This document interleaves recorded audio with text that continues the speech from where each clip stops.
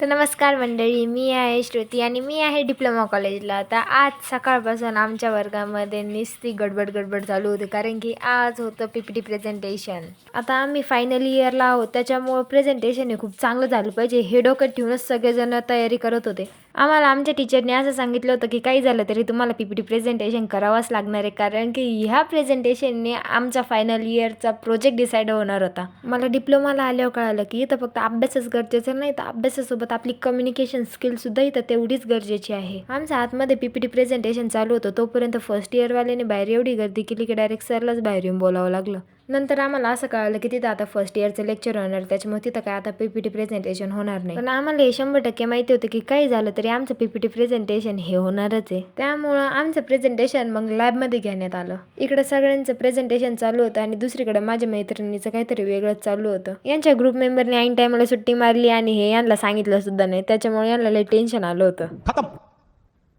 Bye bye, tata, goodbye, Gaya.